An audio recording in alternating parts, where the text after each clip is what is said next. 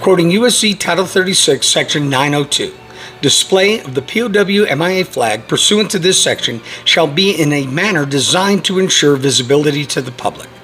Once again, as we've come to expect from the U.S. codes, it gives you a vague reference of how to fly the flag in question, but no specifics. I'm Master Sergeant Ches, and this is our flag.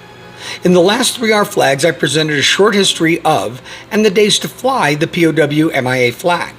As far as locations, Section 902, Paragraph D gives us the government buildings and installations that must fly it on the 6 designated days that we mentioned last time. The short version?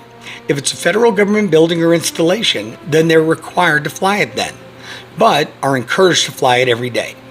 And let me say that I've never seen a government building that isn't flying it every day. Now that we know the when and where, how about the how? Where in the order of precedence do we fly the POW MIA flag? First, you should understand that nowhere in Title 436 does it give you the order of precedence. So this is where we go into some fact and some opinion. For civilians, the only governing laws are Title 4 and Title 36.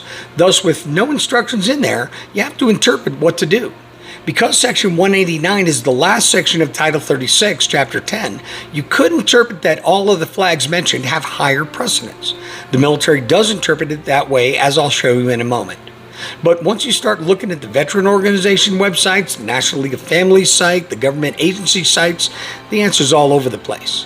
It splits generally into 2 groups. The ones that say it's second to the U.S. flag and above the state and service flags at all times, but others put it below all other government flags. I mentioned the military's view of this earlier. Air Force Instruction 34-1201 states, the POW MIA flag is a representational flag and will always be the last flag in any display except on the 6 national observances for which Congress has ordered display of the POW MIA flag. On those days, it's flown immediately below or adjacent to the United States flag as second in order of precedence. However, it would still be flown after other national flags.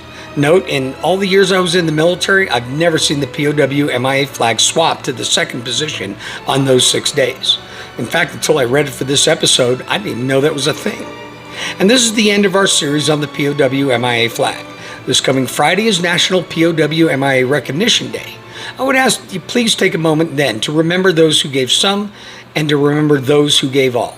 And as always, if any listeners have any questions or comments about the content of this series, I welcome you to post comments on my Facebook page, Our Flag, where you can watch all of these episodes from the very first one.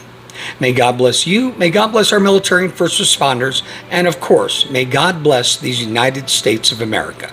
Master Sergeant Ches,